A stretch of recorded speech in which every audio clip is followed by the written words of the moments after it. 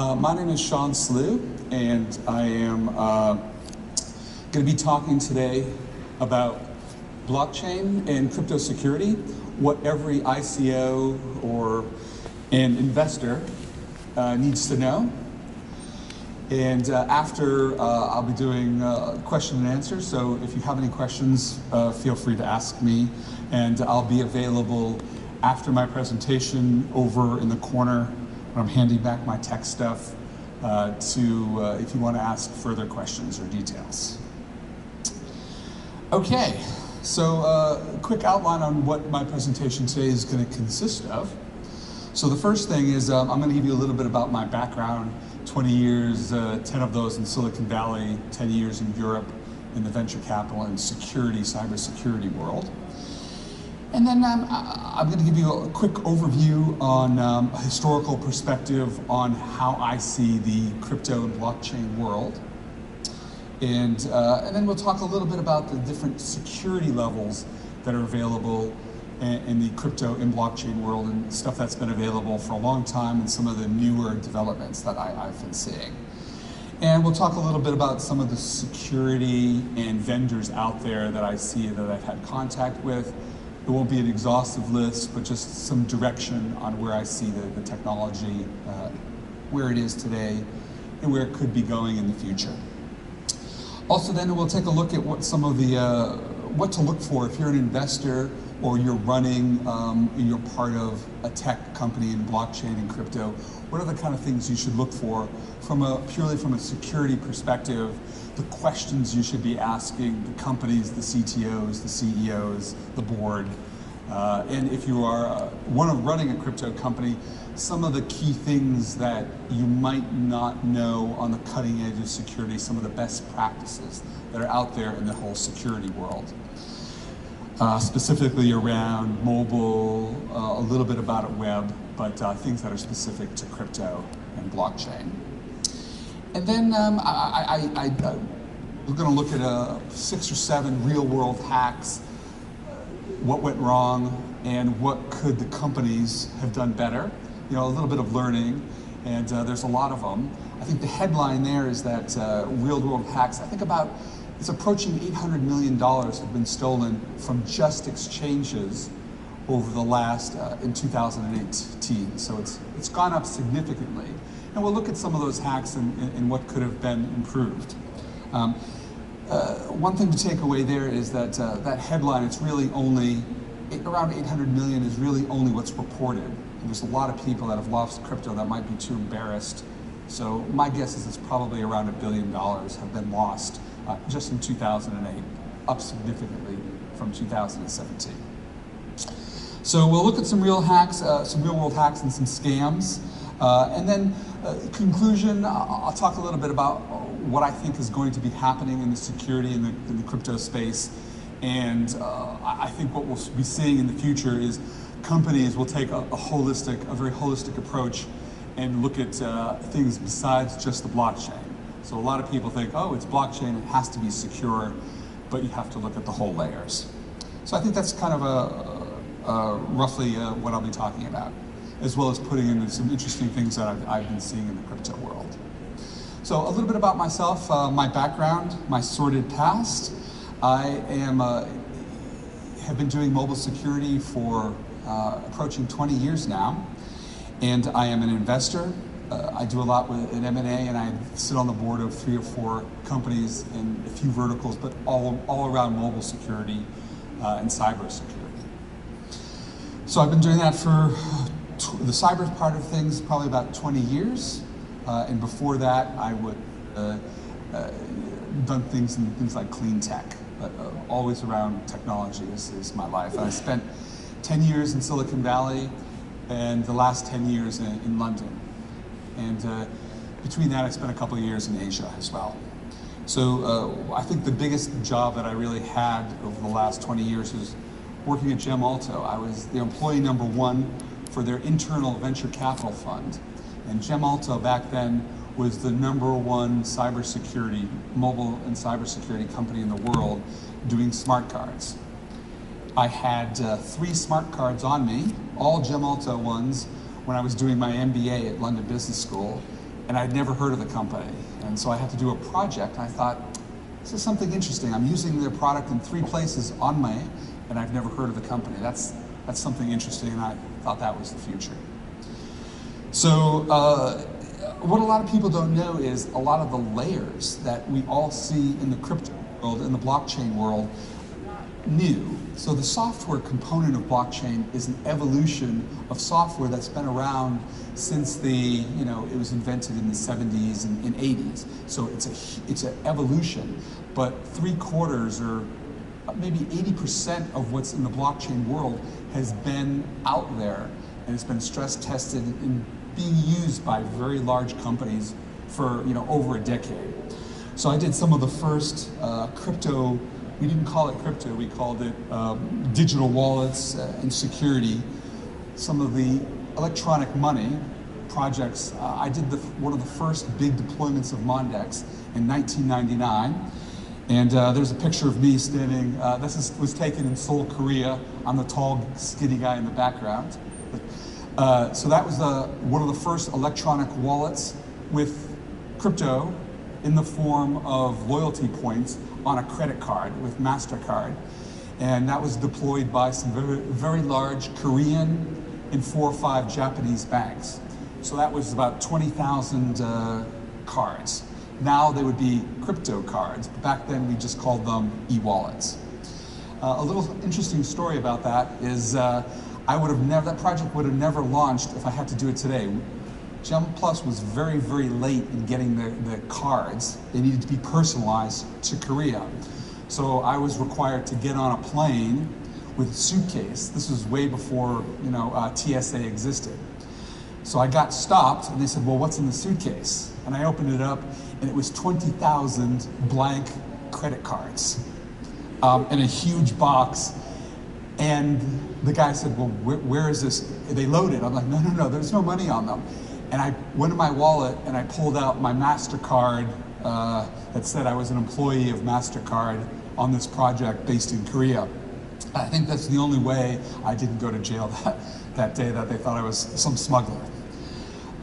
So a lot of the technology, the infrastructure for a public key for the blockchain and crypto has been around since the 1990s, but it's definitely a huge advancement.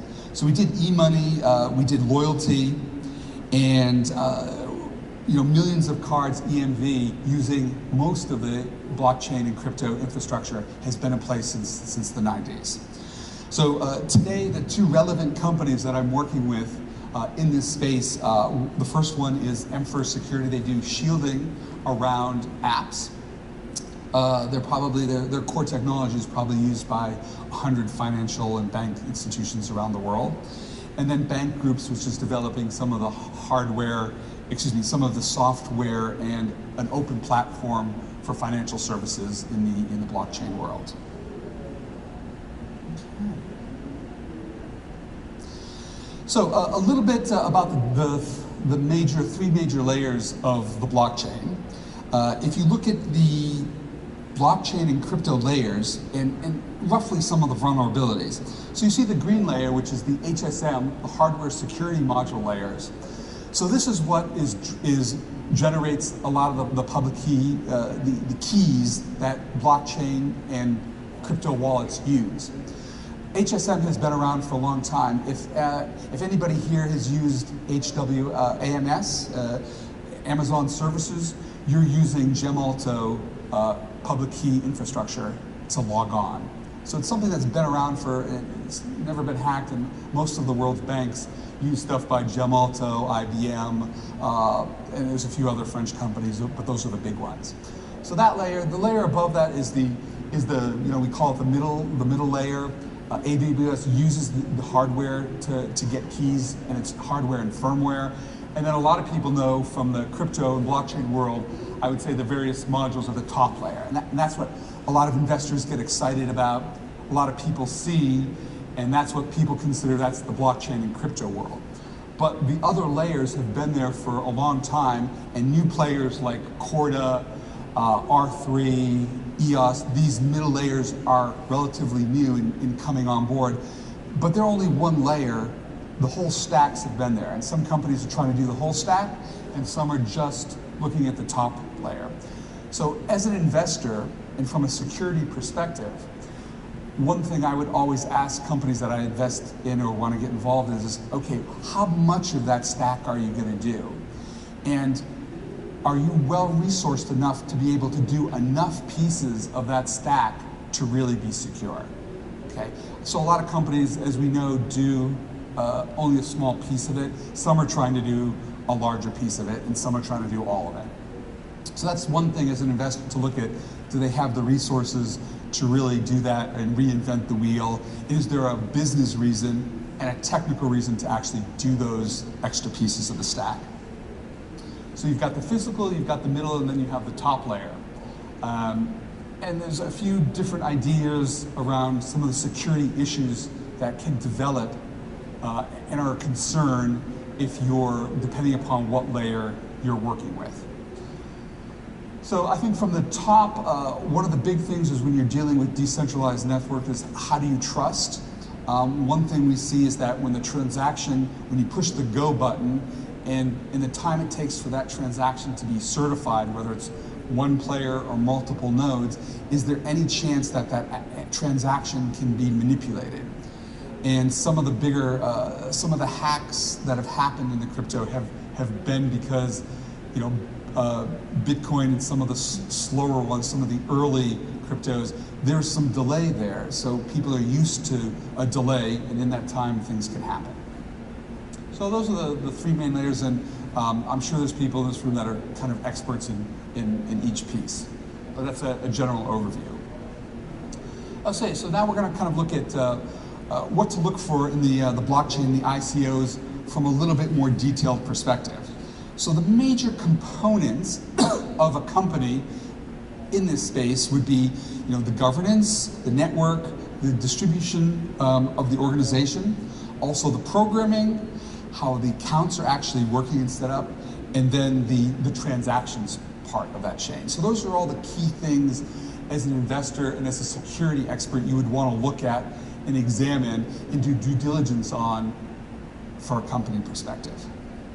So I've broken it down into a few different segments, and I'm going to start with the hot, warm, and cold wallets. So if you look at I think in 2008, at last count, kind of August, $731 million have been stolen from exchanges, which is probably the biggest segment. And you might ask yourself, well, why? Exchanges are unique because they're moving a lot of money in real time, and a lot of that money is stored in a hot wallet because transactions are happening. Some of the big ones are doing, you know, billions of dollars a day. And when you're doing that kind of volume in a hot wallet, you can siphon stuff off, and it's easy. It's hard to track those kind of transactions and find fraud. Where if you're dealing with a bank, their stuff is going to be in a cold storage and probably in an underground vault somewhere, and it's going to be harder to access. But exchanges, because there's transactions, it's hot. And then you get warm wallets, which have a component of both. So anything that you're looking to invest in, this, you'd want to see how much is hot, how much is warm, and how much is cold. And best practices say that, you know, if you're a financial institution or you're in the crypto world and somebody can walk into your office and take all your computers and walk off, best practices say they should get away with no more than 2% of your digital assets.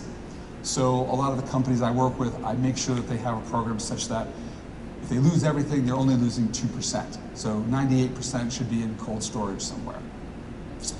Another aspect is the mobile shielding. A lot of apps, you can download them very easily, test them, and you'll see that there's a lot of communications and security flaws, especially with things like GDPR, in compliance regulations in Europe coming through. There's really much tighter security around web and mobile apps. A lot of companies don't shield their apps. They're very easily hacked. So there's the best-in-class apps that I see out there. You really look and try to do things using bank-level security. And it can be expensive, but there's cheap things your companies can do to address most of the major concerns. And from a hacking perspective, people always ask me, well, can you be foolproof? No. If a government wants to hack they will. They'll be able to do it. It's all about bandwidth and power. But I tell companies, all you have to do is don't be an easy target, right? Because if you're a hacker, you're going to look at everything. You're going to have tools to probe. You're going to find a weaker target. So you don't want to be the weaker target. And that's really all the best any security or any company can do. Just don't be the easy target. So look at best practices. There's a lot around best practices. Also, another big concern in the heat of the internet age and now in the heat of the crypto age, there's a lot of new companies that are racing so fast to try to get to the holy grail of being the first and fastest at what they're doing that they don't really do a lot of due diligence around staff and contractors. So that's one thing, you want to look at who your staff. Have you done credit checks? Have you done security checks? And that ties into with the governance layer as well, which I'll get to in a minute. So who has interest, who has access to things? And a lot of small startups, a 10-person startup, are they going to have a really sophisticated governance and coding policy? That's something to look for when you're investing in a company. Also the HSM, the hardware layer, do they understand that? And making sure they understand how to manage keys in a good way. Security, software providers, people like HashiCorp, I like their Vault product, but there's lots of other companies do that.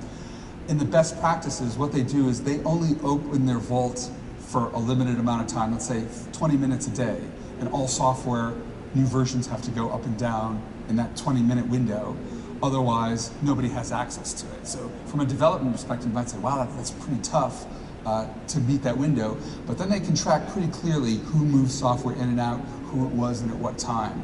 And that's a good version control security. So depending upon how sophisticated the companies are that you're investing in, one of the things, do they have a governance policy? Who has access to things? These are the kind of things you want to look at. Network security, Cisco, there's a lot of best practices around that. And that's something that companies can do good, but do they have a policy? What network are they using? VPNs? How are they moving their code around? Something to look into. And distributed organizations. So you see a lot of companies out there that have 5 developers here, 3 developers in Singapore, 2 in the Ukraine doing various pieces. For security perspective, that can be very, very dangerous as you have code moving around, and unless they're using really private VPNs, you never know who's sniffing at the Wi-Fi. And depending upon what kind of security or how much money is going to be transacted on your software, that's something to consider. So what I've seen happen is some of these distributed companies said, we're not going to do that anymore. We're going to bring everybody to one place, one office, for security reasons as well as communication reasons. So it's a bit of both. I'm seeing some very big companies that have raised a lot of money do that and moving away from a distributed development model. Also, there's a lot of things you can look at around the company's best practices on the programming side. So you might have a contractor that's very well known, but are they subbing out to some of your development to other contractors? Where are those? Do you have a chain of provenance on who's using or who's developing your code, where all the developers are? And are those developers outsourcing to other people? That's something that a lot of people don't think of until there's a problem, and then they find out that, okay, maybe they outsourced it to a big company which was respectable, who then outsourced it to a smaller company who might not be so respectable because you negotiated a very hard price. So they went to someplace that was cheaper and maybe less secure. So as an investor, that's something I look at, and I think you'd want to know, and at least the CTO and the CEO should understand and have asked those questions about their suppliers, both in-house and outside. So counting counts is something that software counts, GitHub, all the different software tools out there. Who has access to these things? And does the company have a policy? Also on the transaction side, if they're moving things in and out of wallets, do they have a hot wallet policy, a warm wallet, and a cold storage policy? How are they managing all that? Is it just kind of ad hoc, or do they have a very clear policy? And even if it's not their policy isn't that good, if they're thinking about it and they've got it written down, they're probably ahead of the game, and there's best practices they can see up and down there. So one thing, this is an ongoing discussion. Open source Do you do an open source project for some of your tools and some of your components, or do you do proprietary? Do you do it all in-house?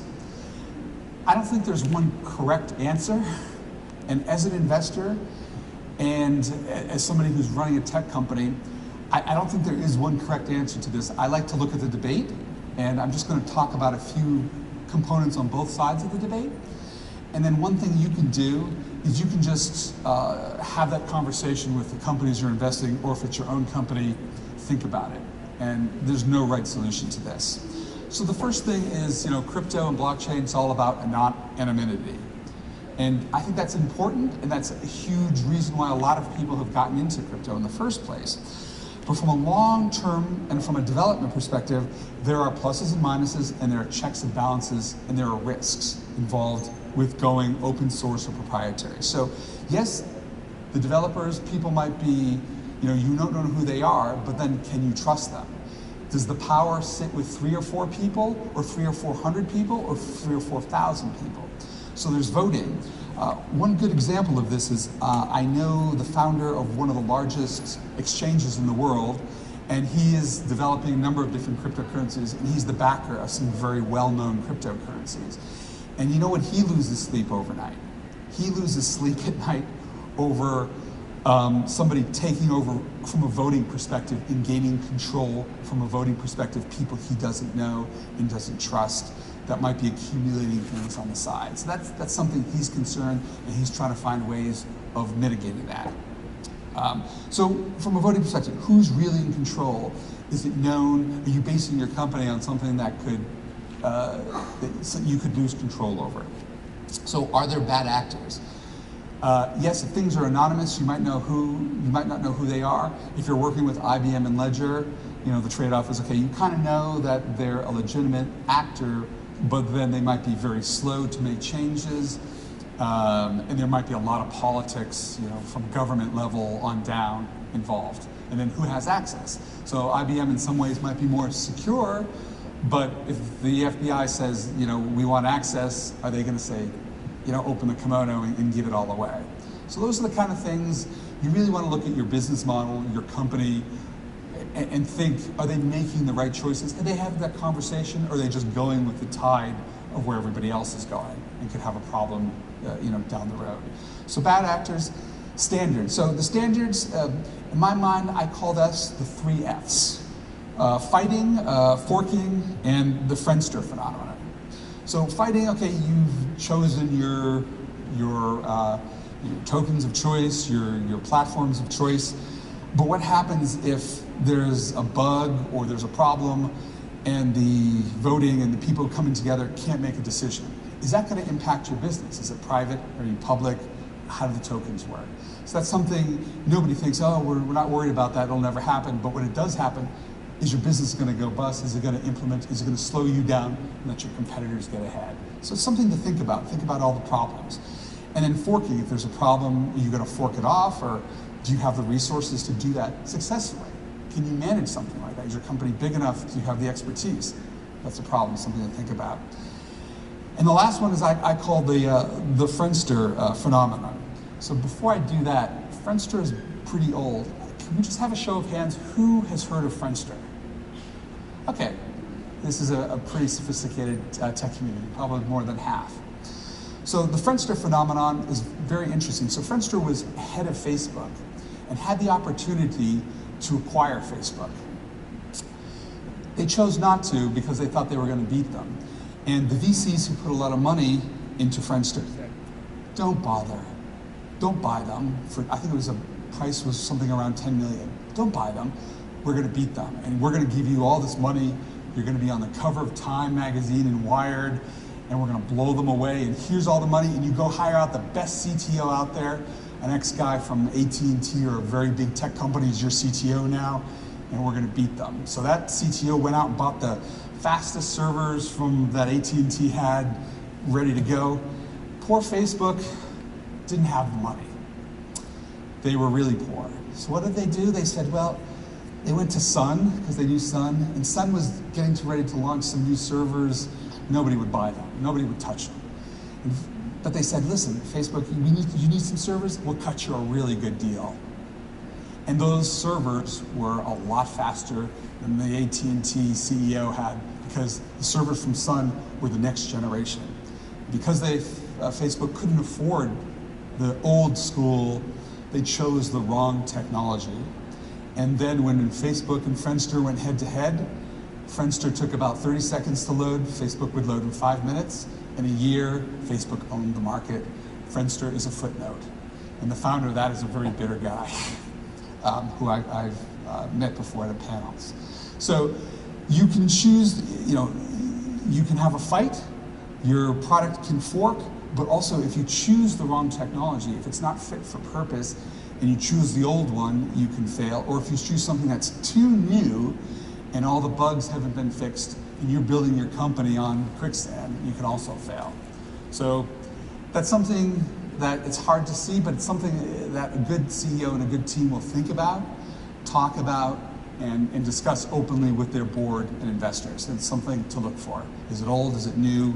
How proven is it? So then let's look at testing bugs from an open source perspective.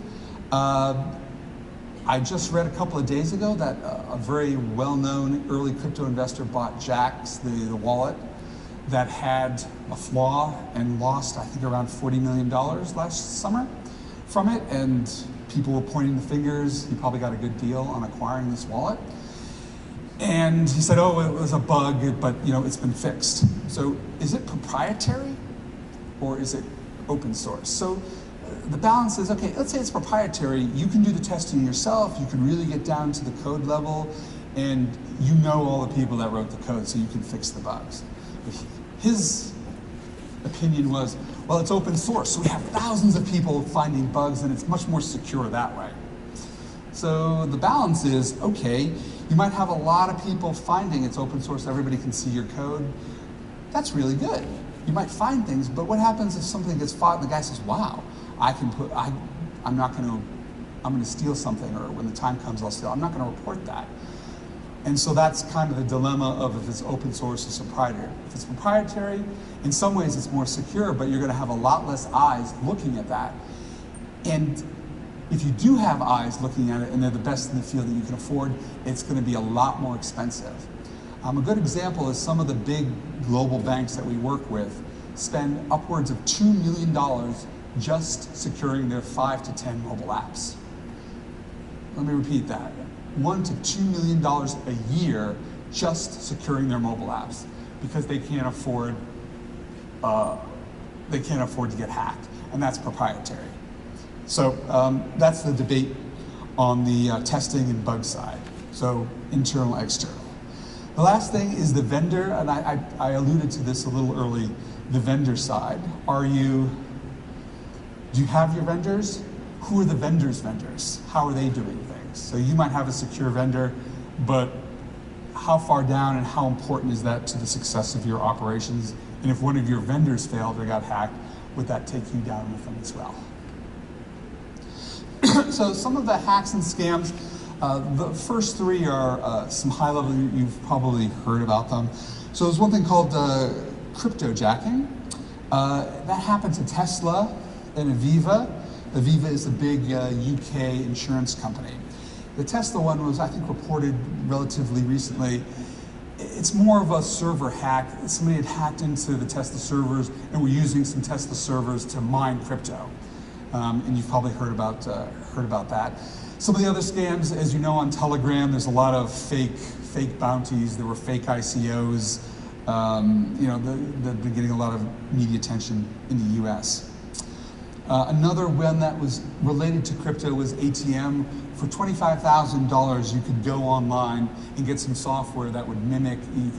If you get it into the ATM, it would siphon off some of the ATM money and send it back in Bitcoin to the hacker. So I think Trend Micro, the big Japanese security firm, caught that in online, that you could go buy that software for $25,000. That's how Bitcoin gets a bad reputation sometimes by governments. Some more recent ones, and I try to update this in July, the Bancor, which is an Israeli company, They got hacked. They're an exchange. They got hacked for 23 million. They shut it down though, and were able to get. I think they only lost around 13.5 million. And from an investor perspective, Tim Draper, a very well-known investor.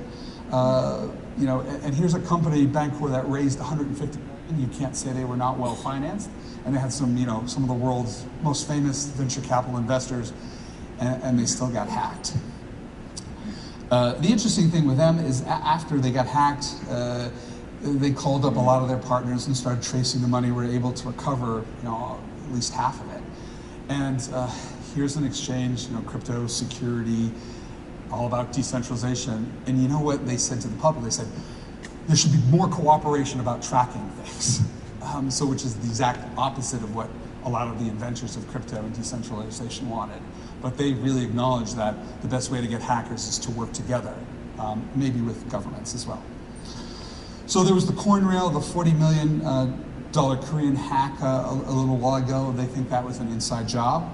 The nice hash last year, that's notable because 80 million, it's pretty big. And they said it was an employee credential hack. And previously there's the CoinCheck, the very famous Mt. Gox one. Interesting thing was they're one of the early exchanges. They had no version control on their software, and they had no formal testing procedure before they uploaded code to the public. That is completely unheard of today, and that's why they lost a lot of money. DOA attack. If the attack is bad enough, it can even cause you to fork your currency, your blockchain. So that's pretty bad. But those things happen. So I think one of the learning on the scams and hack side is that as a company and as an investor, you want to make sure there's no single point of failure, whether it's a person in the company, whether it's a technology, that there's redundancy. And this is something that the banks, who have been using public key infrastructure to manage your keys for your credit cards and your electronic wallets that have been out there since the late 90s. This is something they do very, very, very well. They have very good technology, but they couple on that on a very traditional and very robust personal management system. They check you. They have procedures in place for all this. They have backups. They have redundancy. If this person gets hit by a bus, if the servers go down, they do a lot of that. And as a startup and in a new industry, you want to take the learnings from the old industry, the bank, and then improve it, and then drive them into the ground, which is what I think will happen. But there's still a lot to be learned, and it's a balance as an investor, how much of this, because it slows down development versus moving fast and beating the competition. Because the best thing that can happen is the competition moves so fast, they don't see the cliff and they go over it. So that's something you definitely want to consider as an investor. So the aside, I think I'm going to skip this. I'll just get to the conclusions. So what I think is happening, or what I see happening in the security world and the crypto, what I see really happening is there's a lot of better tools coming online. And technology is one big way to solve this problem, but technology coupled with good best practices and good people management. Because most of those hacks and scams, they get by because people make mistakes, people don't do things with their key, they don't have the procedures in place. So that's the key thing, that we are the weakest link. It's not always the technology. But there's tools coming on place. You're seeing that Japan has recently announced that they're acquiring a lot of security tools to track a lot of transactions. If you look at, chain analysis is one. They work with the FBI to track fraudulent transactions and wallets, and that's something that some of the exchanges that have got hacked said, yes, we need better cooperation, we need better tools. If you're looking at things like, anyways, from a security perspective, there's a few companies out there that have tools that governments are starting to use to catch fraud and to catch hacks. So I think industry coordination is important. People need to talk to each other, even competitors. So I see what's happening as a holistic approach. They'll be taking the learnings from the banking industry and applying them to the crypto industry. So one thing is very important from an investor is the management team's experience of the management team is there somebody there that has lived through a life cycle where things have gone down? You know, it's one thing to think about, well, what happens when a network goes down or when your wallet gets hacked. It's a second thing to have somebody on the team who's lived through that a few times and can understand the strains and stresses.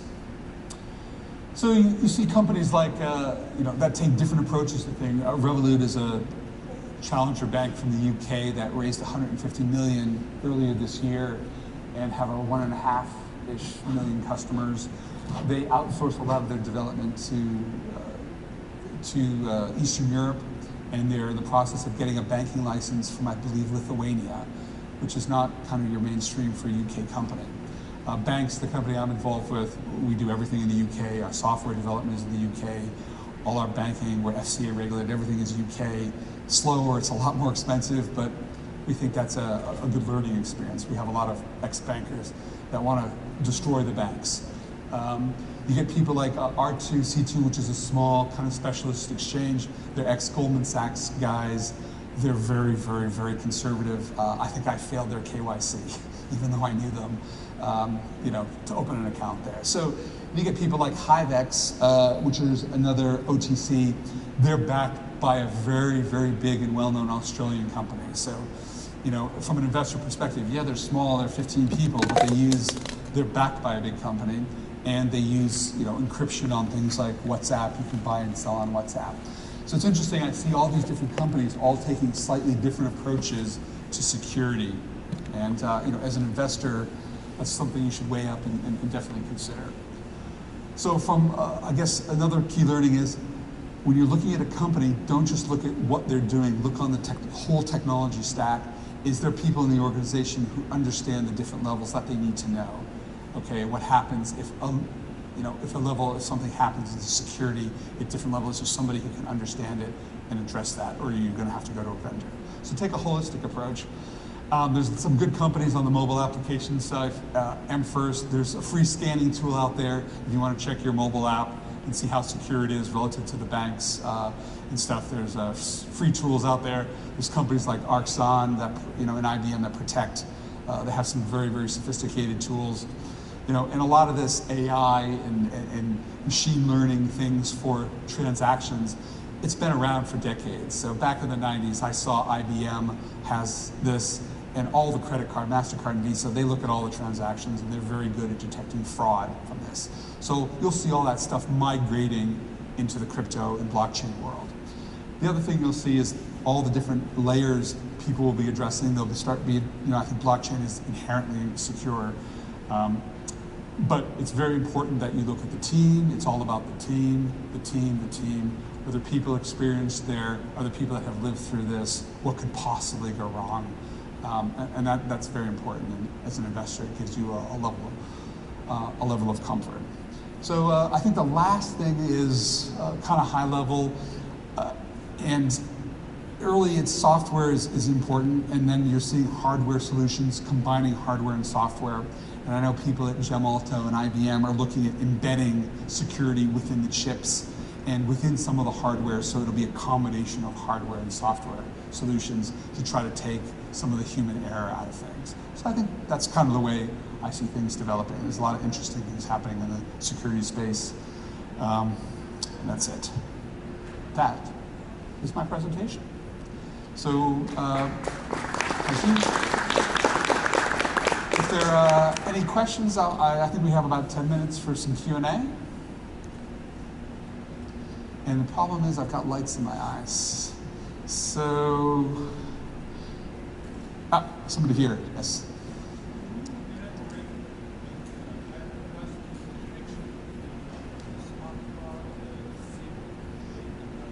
I don't see any connection with those two technologies. You're talking about the crypto side or what? Because a distributed ledger, there's nothing like that in a SIM or a smart card.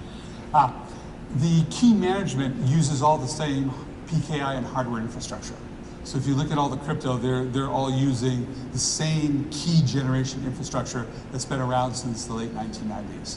That's the same key infrastructure that's used for EMV and smart cards. Yes.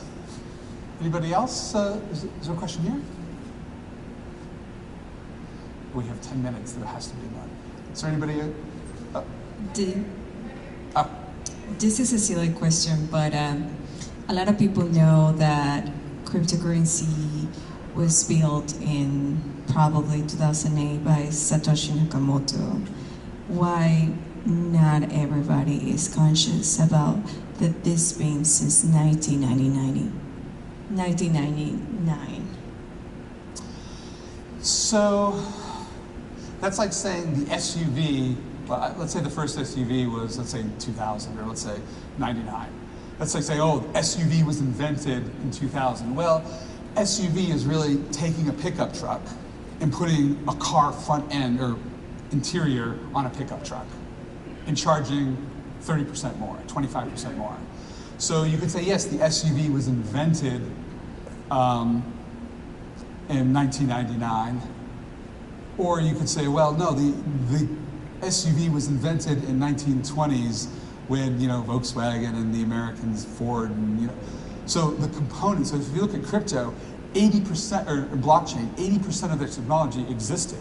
What crypto and Satoshi came up with is the blockchain part of it. So taking all the layers that existed and have existed, and the banks have been using for long, and just adding that piece. So we've been doing, you know, crypto is just a piece of code that sits on a card or sits on a distributed, you know, and that was the blockchain, that was the innovation. So taking what had gone before, adding that innovation, and suddenly, instead of calling it an air mile loyalty point, calling it a Bitcoin, and adding that blockchain layer. But all the hardware, 80 or 90% of what was underneath it, has been around for a long time. It's a great innovation. Has the FTC gone after any of the crypto companies for having such poor security measures? Well, yes. So if you go online, there's a couple of government websites that list all the people that have been prosecuted for that. And you can just do a search, and you can see the fines that they've been paid. At least in the UK, they cover a lot of the GDPR stuff all over Europe. So they have been. I mean, they're saying that you can lose 4% of your global revenue. So just last week, BT got hacked for about a week. And so we'll see what happens. But most likely, they'll just look, if you have the governance and you have the policies in place, and you're trying to follow them, most likely the regulators will just kind of slap your hand. And, you know, I haven't seen anybody really lose. I don't think anybody's going to lose 4% of their revenue unless they're doing something very fraudulent they're, you know, ignoring. So if you're trying, that's the first step from a fine perspective. Your company might go bust, and then you might get fired if you get hacked and the board decides, your investors decide you haven't done a good job on that. Yes. Would you please comment about a biometric login as it would defeat hacking? It would defeat hacking? Hacking. Yes, so biometrics has been around. I remember in the 90s with Gemalto, we did a lot in biometrics with fingerprints, putting them into laptops and storing it on a card that you could carry and then put in. And it's good, but it is really evolved. So I think biometrics is now starting to come to the forefront. So I think in the late 80s and early 90s, it was this kind of start of that, and it's getting better and better and better. And I think probably in the next few years now, I'm starting to see some technologies that exist that are not just the face or the thumbprint, but adding extra layers of biometric protection, like allowing you to see if it's, you know, have you hacked off somebody's thumb? Can you see the blood flowing? There's such levels of security that, you know, eventually it'll be DNA. And so I see things like that coming along, and will probably be dominating the market in the next few years. So combinations of biometric stuff. And also, you know, they say with quantum computing, but that's probably a ways away. So I think biometrics over the next few years is really going to come to the forefront, because it's very, very, very difficult to hack. The Yes. You were talking about hacks on different exchanges, and a lot of that goes back to those exchanges not having core competencies in those areas. Yes. Mt. Gox being one of the Yeah. perfect examples. Yes. I mean, what was it, trading cards before, right? So Yeah. something like that. Blockchain inherently, if you're looking at exchanges now, they make a lot of compromises because of the limit on the transaction systems. Mm-hmm. So P2P exchanges are supposed to be more secure inherently if they're not, like if you're not going through a hot wallet constantly and it's actually directly a wallet-to-wallet transaction that's decentralized. Where do you think the insecurities lie in that kind of system? Trust. So if you look at a lot of the peer-to-peer stuff, a lot of the OTC desks, 99.9% of the transactions are fraudulent on OTC. So if you ask anybody here who's working in OTC or has an OTC desk, most of the people that are approaching them to do these trades are not real. So a peer-to-peer network, some of them, a technology perspective, it might be, but if you don't trust the person putting in the money, would you trust a peer-to-peer network that was built, in a dodgy jurisdiction like maybe the Cayman Islands? Would you put your money there, and then if it gets lost, we've heard about even people in the U.S. on OTC and peer-to-peer transactions, something goes wrong, and then the company who does it says, oh, the FBI said we can't move the money. So from a fraud perspective, we've seen things like that happen.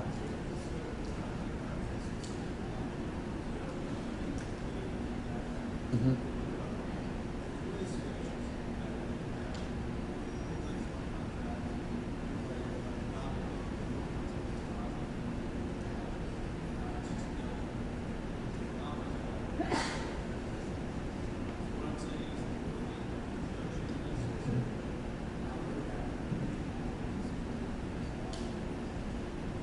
So the problem with the crypto exchanges is everything is hot because there's things moving around so fast. There's huge amounts of money. And if you're going to hack, you're going to hack a bank where most of the money is sitting in a vault, triple air gapped, nuclear protected, or something where there's a lot of money transacting and it's easier.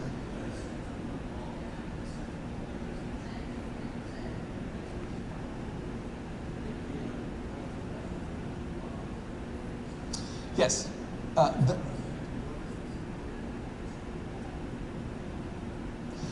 I think most of the security hacks that I've seen from the exchanges, so this year, as of August, the headline is over $700 million have been lost from exchanges. So yes, there's better ways of doing it, but they still lost $700 million of people's money in the last 9 months.